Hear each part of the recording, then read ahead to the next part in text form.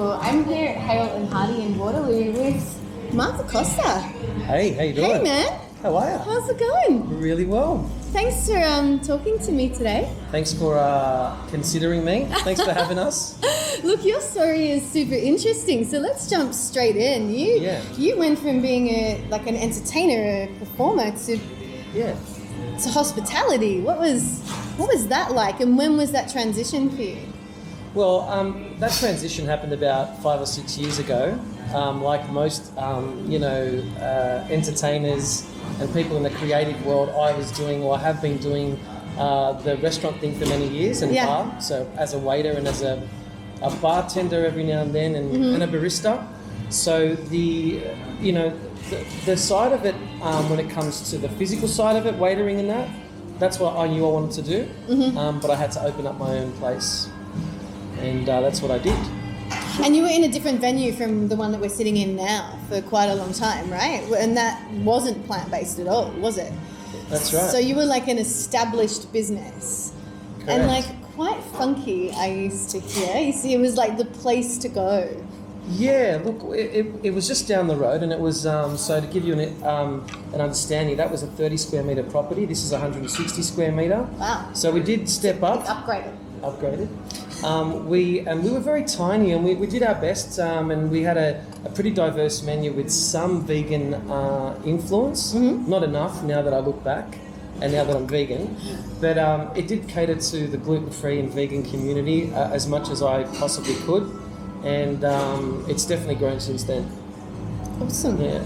And so what made you transition from a business that was successful and a formula that was working to change it up? Like, obviously there was a personal journey in there. Can you touch on that for us and let us know why? Like, what was the driving force behind, one, moving venues, and two, going plant-based? Were they together? Like, did it happen at the same time, or were you always going to expand out and move to a bigger venue? So the bigger venue happened before we went plant-based. Right. So the bigger venue was to accommodate the demand that seemed to be growing. And then, of course, we switched to the bigger venue. It was kind of weird because although the demand was there at the smaller venue, we lost that coziness about it. Yeah. So we experienced that classic, upgrade but not necessarily better kind of situation, which I think a lot of people face, and I was warned about it many times. Yeah. But being a small cafe and an ambitious restaurant owner, you just want bigger and you think it's going to be better, but that's not the case. We closed because of the pandemic. So in early March of this year, 2020, we closed for 2.5 months, and I seriously did not think I was going to return. When we went into lockdown, I spent the first few weeks, as I think it was an 8-week period all up that we were closed. I spent the first 2 weeks investigating videos like Game Changer, Knives Over Forks, Cowspiracy, What the Health.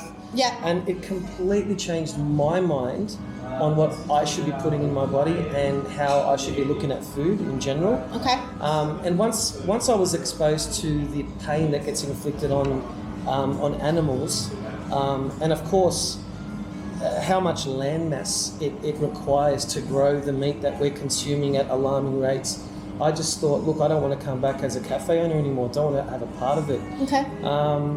But lucky for me, I had a really supportive partner who helped me along the vegan journey, cooked for me, and my meals were amazing. So it just dawned on me one day, like, we can return, but we're returning 100% plant-based. Big risk. Huge risk. Big risk. Huge risk. My God, am I glad we did it though. I was about to say, so the trade-off, because also, how do you measure that? So, just to reiterate, this is just the beginning of August 2020 that I'm sitting down with Mark. So, we're smack bang in Australia in the middle of what is a looming second lockdown, maybe. Yeah. They've just locked down Melbourne. So that's a big call to have a business like this anyway at this time. So to go plant-based, massive risk. It is, and I knew that.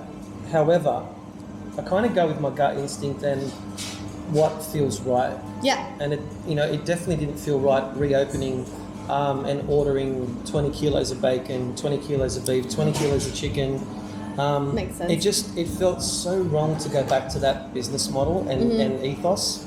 So, it's kind of, what is it? Is it sink or swim? You've just got to do it. You've got to jump off that cliff. Jump in. Mm-hmm. And one thing that resonates with me is taking calculated or risks that come from a good place. Yeah. And I knew that the decision came from a good place, so I thought, well, if the ship's going to go down, it's going to go down me being a vegan. Mm-hmm. Fuck yeah, it's going to go down. Awesome. I'm going to go down a vegan. You're going to go down a vegan. This fails, we're failing. I'm not failing with the meat. Forget it. No. So your signature dishes that did you carry some over from the previous venue? Yeah, look, going plant-based completely changed the landscape of this business. Hale and Hearty was known for its gluten-free pancakes, which were laced with eggs and dairy, etc. Yep. So the pancake tradition did carry over. Of course, we lost some momentum at the start because the vegan pancakes do have a different texture. Mm-hmm. But about a month into this new project, I kept tweaking it, and I found and came up with a pancake mix and a texture that even the non-vegans are coming back for. So we've kept that pancake tradition really strong. Mm-hmm. About to release a vegan savoury range, which is going to incorporate some amazing vegan produce, vegan sausages, vegan feta. It's really exciting. That launches tomorrow, actually.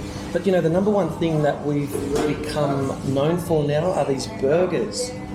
Let's talk about the burgers. Yeah, let's talk about the burgers. The burgers are really cool. Mm-hmm. We're using a plant-based meat company that is Australian-owned, and I love. It's called Meat Co.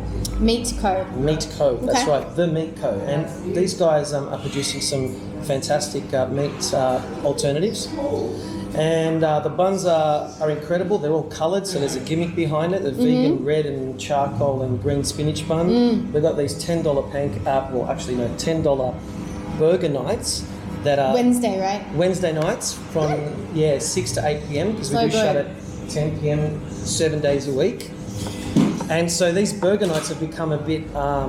We're 2 weeks into it, and I'm already saying it's a cultish kind of event.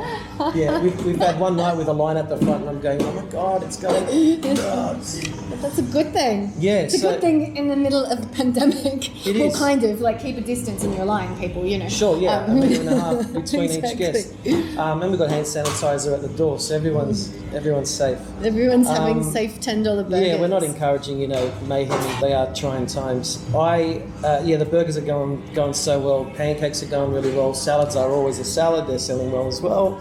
It really is an exciting new place to not only hopefully dine in, but it is a great place to own. That's awesome. Yeah, I'm loving it. How good does that feel? I know, it's nuts. Literally like almonds and cashew nuts.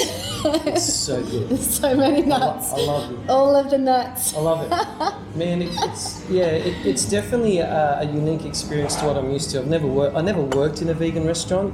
I've always worked in your typical, cafe with, your croissant and your banana bread and bacon and eggs. So this whole venture's just been eye-opening. I'm proud of it, and the people that it attracts is probably one of its highlights for me, because it attracts thinkers. It attracts all walks of life, and we don't just want vegans in here. I'd love to think that non-vegans are attracted to what we're doing, and that's a great place to start from in re-educating people about food, and more importantly, where it's coming from. Do you know what I mean? Because I don't know about you, but myself, I remember thinking back to the day where a beef burger would be put in front of me, and I just think burger, but right now you put a beef burger in front of me and I'm thinking, where did that come from? How many litres of water was given to this product for it to be produced? So the people that it attracts, like I said, they are thinkers, they're people who think outside the box, and I'm learning a lot from that community, the vegan community. Yeah. And so for those people who don't live in Sydney and maybe aren't going to get an opportunity to visit for a really long time, if they come to Sydney and they've got all these places to see, and they get here for like one meal, What would you recommend? That's on the menu now. All right, so let's break it down. Love it. 1 pancake dish and 1 burger. Go. Okay. All right, at this point, I'd say right now the Hearty burger would have to be the winner. Yep. It's got on a spinach vegan bun, of course. You've got the Miko plant patty on there, spinach, tomato relish, vegan aioli, fresh tomato, pickled onion, and my favourite, avocado. Yum. Boom. Yum. What else Sold. do you want? So that's a great meal. That's a great burger. I love it. And then as you know, for the pancakes, I'm thinking the dulce de leche pancake with so it's an Argentinian or South American inspired caramel sauce. Yeah. And then we've got candied walnuts on top of beautiful thick Koyo I've eaten this one. New Zealand vanilla vegan ice cream. And it's got so pure maple good. syrup all on it, and it's got fresh strawberries and that beautiful vegan caramel sauce. It's got all of the elements, hasn't it? Like All the of it. fluffy pancake, The crunch. of the nuts, the sweetness of the strawberries. Yep. And I think tartness that's the too. winner. It's like It's the good. it's our really pancake, good. you know, the one that sort of wows everyone. Awesome. Yeah. Thank you so much. Oh, thank you. I think we should go into the kitchen now and you can cook me something delicious. Let's do it. What do you reckon? Yeah. Thanks everyone for tuning in to this episode of Plant People. If you end up anywhere near Waterloo at any time in your future, if you're allowed to move around, come and visit Hale and Hearty, and make sure you follow them on Instagram and Facebook at Hale Hearty. Yeah, HH Waterloo. HH Waterloo. Yeah, just 2 H's and then Waterloo. What more could you ask for? Thanks, guys. See you next time. Well, that's it for this episode of Plant People. Don't forget to comment, hit like and subscribe. And follow us on Instagram at plantpeople.tv.